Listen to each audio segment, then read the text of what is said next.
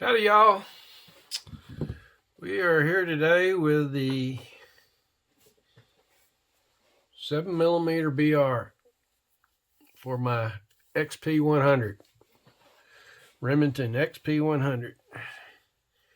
So we picked up some of these Barnes 120 grain tipped solid copper bullets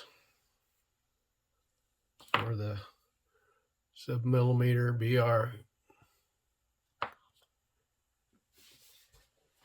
We loaded them with some H335 and some Hodgdon Lever Revolution. Now, when loading the Barnes bullets, there's nothing, no books really, no manuals that show the Barnes bullet itself. There's plenty of 120 grains to reference off of. So it's not too bad for the H335. And also, I use, I've been trying to learn how to use Gordon's reloading tools, the computer program. So between the books and that, I loaded the H335. And then obviously there is absolutely no data on the Lever Revolution. Well, that's a hard name for me to say, Lever Revolution. But anyway, we got them loaded up and went to the range. Now, I went to a new range. Never been there before, didn't know what to expect. I did take my own bags with me just in case, you know, you don't never know they're going to have proper sandbags there or anything or whatever kind of rest they're going to have. Anyway, I got there.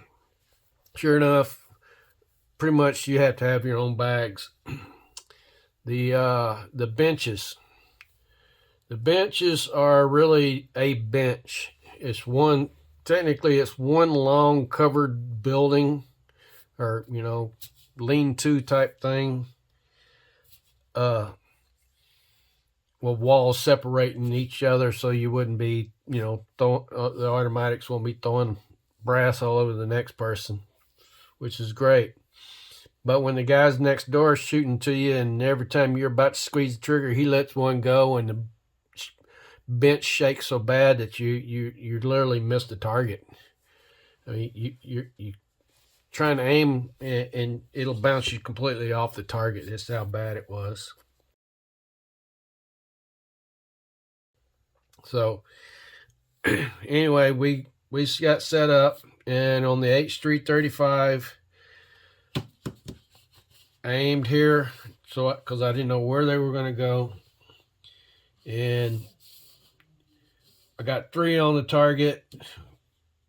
Well, 4 on the target, but obviously I think I shot about the time the neighbor shot. Pulled it. I don't even know where the 4th one is. It's not on here. So I moved down to here.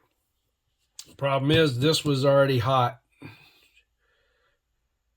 at the load I had, and I wasn't at the max to some of what the books say to, but it was already sticking on me.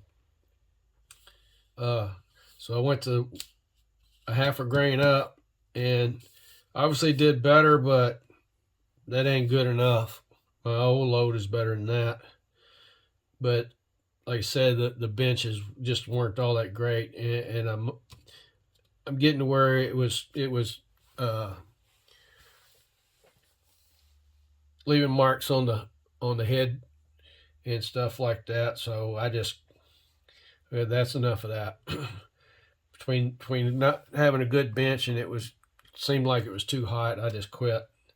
Save the bullets.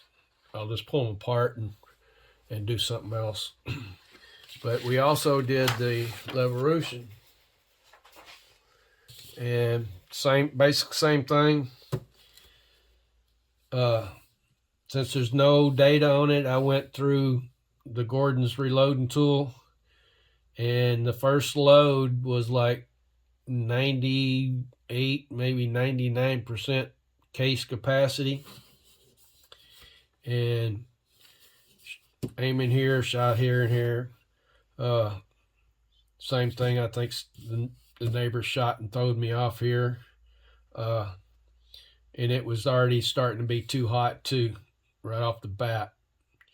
So then I went to the next up at half a grain, which a half a grain puts you to like 101% capacity. So we're doing a compressed load, and showed a little promise, but again, the loads were too hot. Let me find my cases.